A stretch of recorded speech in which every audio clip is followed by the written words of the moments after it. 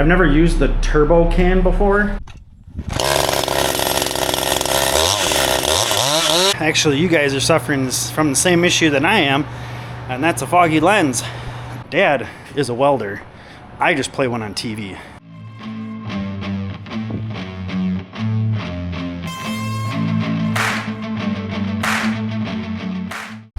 Hey, good morning. Welcome back to Ohrmundt Simmentals. All right, it is Saturday morning and a little bit chilly, but not too bad. On the dock for this weekend, we want to try and get back into the shop and work on the trailer. So I'm gonna take the Mahinder down. Gotta do a little bit of plowing, clean up Mom and Dad's driveway in front of the shop, and then make a fire. So I made it down to the shop. Was gonna plow in front of the shop, but honestly, it's going right down to glare ice, so not doing anything. So just a little recap of where we're at. In a previous video, you saw us weld this guy on, prepping this top and the bottom, welding this sheet on. We've gotten most of the surface rust off. There's still obviously a little bit of stuff on here. I don't know how much buzzing we'll do on this yet. I've already cleaned it once. We came along and we used a really, it's a Loctite product. I can't think of the name offhand, but it is designed to dry hard with some definite strength to it. And that is what it is hard as a rock. That stuff is solid. And then what Dad did was the other day he came in here for a little bit, and not so much like right here, but on these edges here, there was some that was kind of ridged up. So he went along and sanded those up. And then on the inside, doing a little bit of prep work and doing the bed liner on the bottom. So that's kind of what we want to get done this weekend. Dad did also get his channel. This is 1x3, so it's enough to do the door and a little bit extra. Fire is started.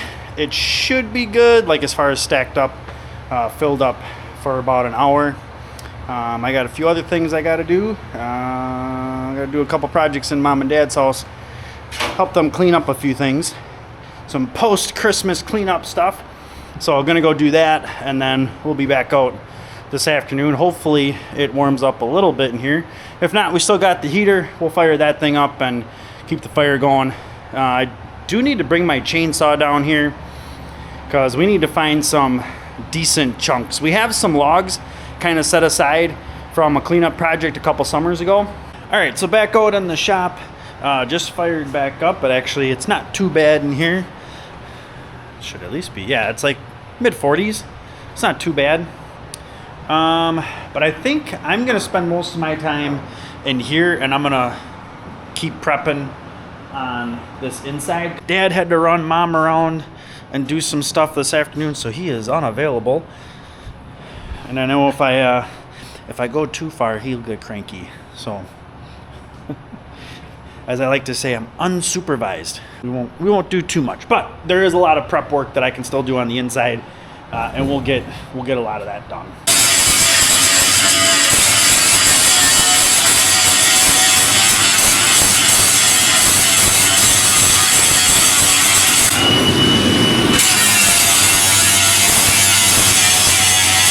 So making a little bit of progress, got that top line buzzed down, and then kind of went back and made sure we're up about an inch or so. And then we'll probably clean on that paint, and then we'll just try and tape off and then paint like from an inch or so down from there.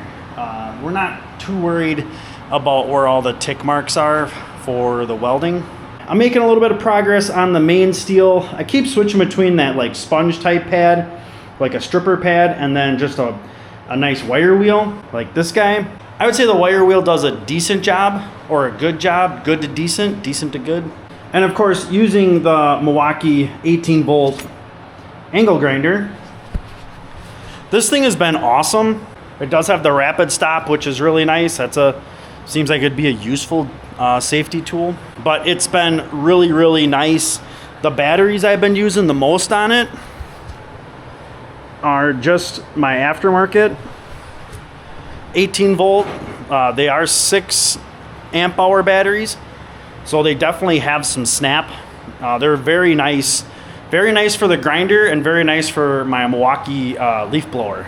So those aftermarkets, those are Amazon batteries, and been using them for at least 6-8 months, and we use them a lot, so they've been working pretty good, and they are legit 50% the price. So we will see how long they last. So we got all this pretty much prepped. I did take the wire wheel on all those spots just to get off the garbage, and then maybe we'll throw a shot of primer over it, and then when we paint this, maybe we'll blend that in. It's the inside of a steel cattle trailer. Use. I don't really care what it looks like. And then down there on the bottom, started to hit that with the wire wheel, start cleaning that up. I wouldn't mind hitting that with the bed liner. I do have a small container of Herculiner, which is gonna go down here. If I have extras, we'll go down here. One last thing that I wanna try today, and as I like to say again, unsupervised. So today it's more playing around. This is that tube that somehow got filled with water. We'll probably end up drilling a hole down towards the bottom so that it has a weep point so that this doesn't keep going. But I did clean this up. This weld tore here and on the other side, and I think I'm gonna see if I can weld that up. So I am going to grab my helmet. Again, reminder, Dad is the welder in the family. Anybody can lay down weld. I mean, if you got a ground and you got wire, honestly, you can make sparks and weld. A welder can do it well. Dad is a welder. I just play one on TV. So right now, it's just gonna be kind of, hey, let's play around a little bit. What's the worst I'm gonna do? End up having to grind it back out? Whoop-a-doo. Now, I had the camera all set up. Nice spot, good angle. You gotta hit record. All right, my first one turned out pretty decent. I mean, just a little weld. Just wanted to fill that hole back up. Second one got a little goobery on me. They're solid. They're gonna hold though. We would have to do a little bit on the inside, but Dad did just get home, so I'm just gonna make sure everything is tidied up. And it is time to feed anyways. All right, feeding time. I did get some more mineral last night. So I got more of the trace mineral, not the all-purpose mineral. So more of the Redmond stuff, and then more of the selenium stuff. All right, threw the mineral on the bucket. That's probably the only nice thing I found about this crossbar. So another bag of Redmond. This is the stuff with garlic, but in some of the searching and stuff like that I've been doing for other stuff, sometimes I'll just get it in my brain and I'll start looking at stuff and stuff like that. I've just come across like the products with garlic. Garlic is kind of a natural antibiotic, natural antibacterial. So honestly, I don't care. I'll still buy it. So I grabbed a bag of that, and then obviously the Selenium 90. Getting more of that selenium in their system helps them, helps the calves. Make sure we have some good sturdy calves when they hit the ground. So let's load this guy up, and hopefully I got enough space.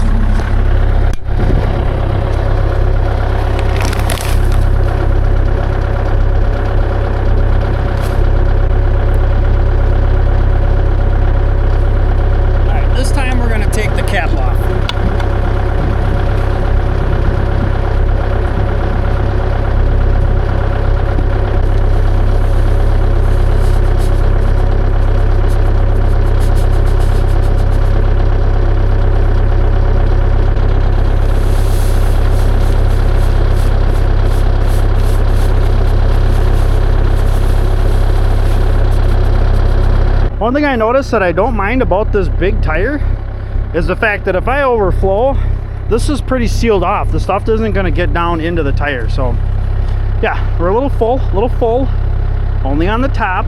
So yeah, not bad.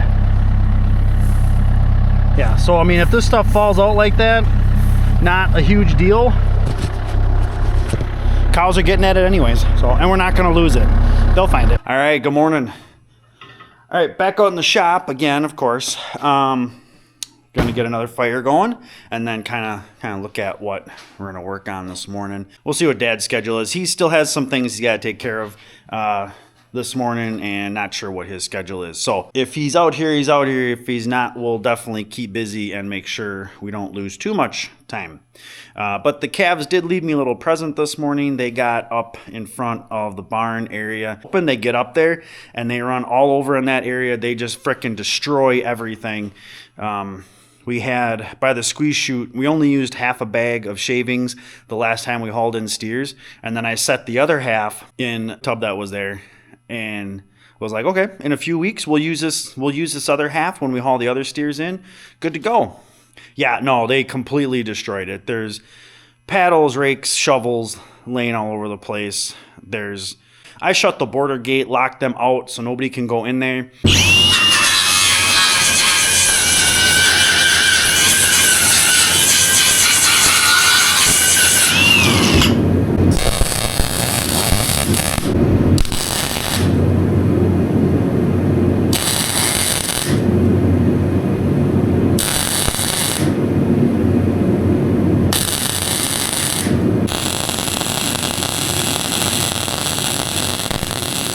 So again, not the greatest stuff in the world.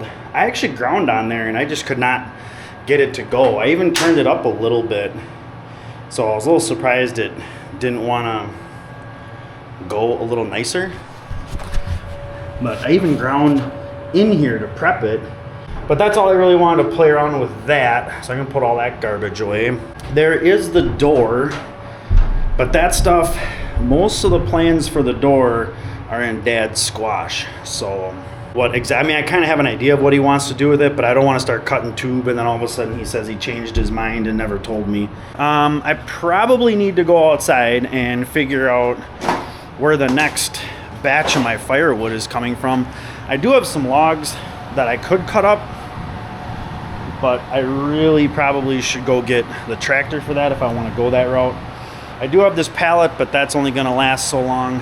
I did realize that I am an idiot, and the reason my welds look like garbage is because I didn't turn the gas on. Yeah. So that's cool. All right, back out in the shop and brought my chainsaw.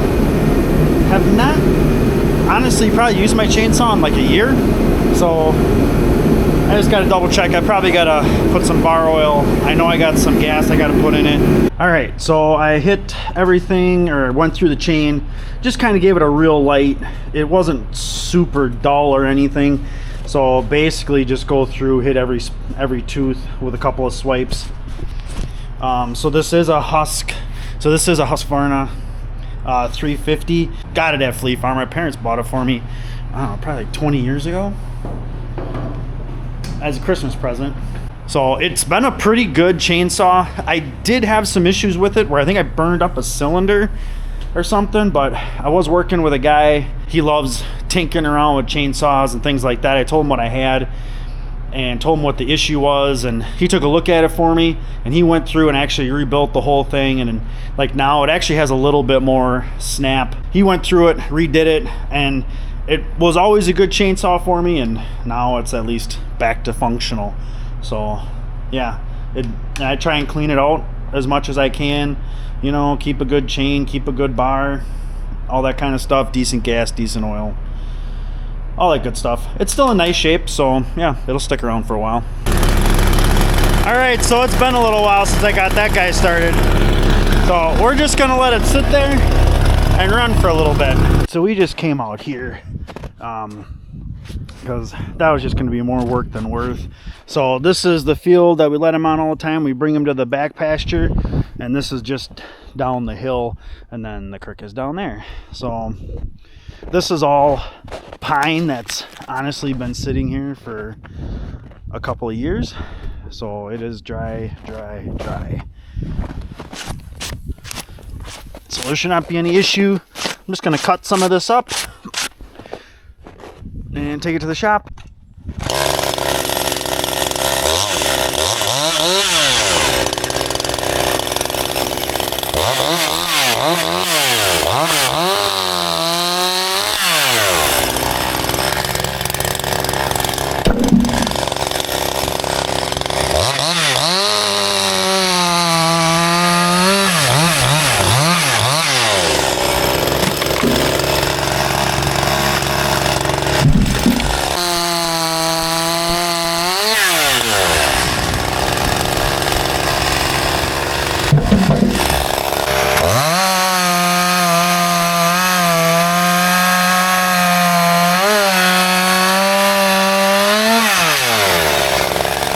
like I said, I didn't need a whole lot, just enough to kind of keep us going today and be ready for the next time we go in the shop. Let's load it up and get it back to the shop. All right, back in the shop. Actually, you guys are suffering from the same issue that I am, and that's a foggy lens. Hold a second.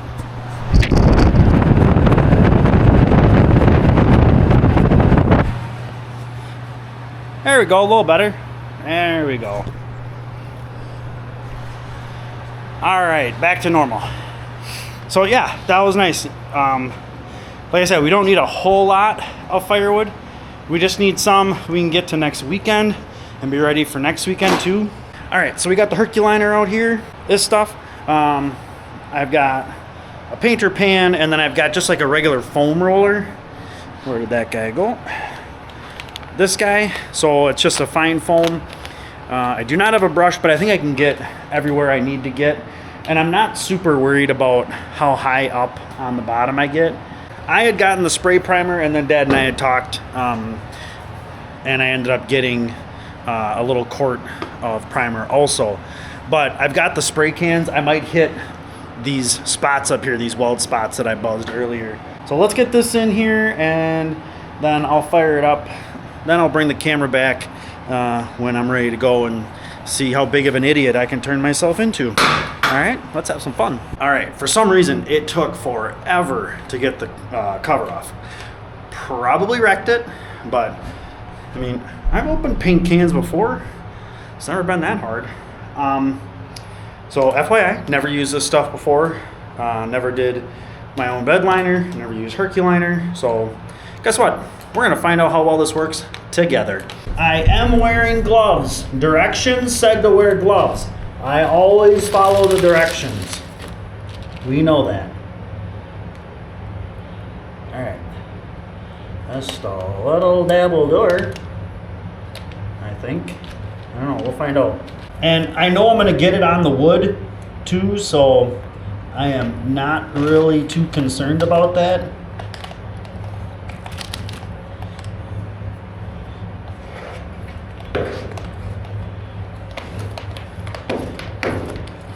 And I really should have a brush.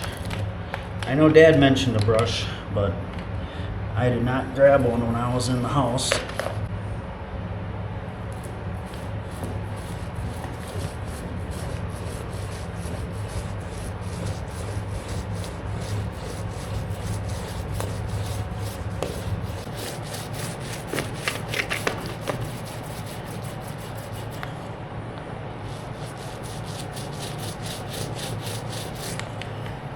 All right, first coat went on really easy, other than the fact that I know I need a brush. So I'm gonna run in the house quick and I'm gonna grab a brush. All right, brush acquired.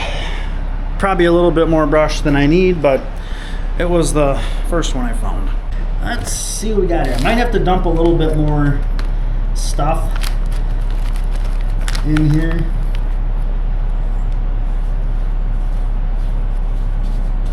Yeah, we'll have to dump a little more.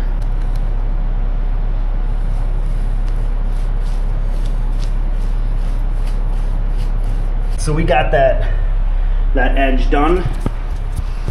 First coat, we'll leave it. And now I'll do this other section over here. I think I'll need just a little bit more. I think I'm done farting around on the trailer for one day. So I got there, so that's about 6 or so inches up. This I went just a little higher, but then I originally just hit those spots right there. And then I realized that, and the reason they're so big is because I realized I've never used the turbo can before. The Rust-Oleum turbo can. It has like a blade on it. So it has like this fanning blade. And these are a little bit bigger cans too. I did the spots and then I'm like, screw it. So I just went and I just kept going down until I got, a little too close to my bed liner stuff, just to start getting a coat of primer on that steel, because that stuff is good to go. There's only one spot just right down here where I think I might have oversprayed my bed liner just a tick. So yeah, whatever. Like I said, the inside doesn't have to look pretty. All right, ran into a small issue. So if you're ever working with that stuff and you still have stuff left in the container, there's gonna be garbage on the outside of it. Have a baggie ready that you can just put that can into directly. Because I'm like, oh, I'm just gonna take this up to the house, and I mean, I knew there was stuff on there. I'd have to put it somewhere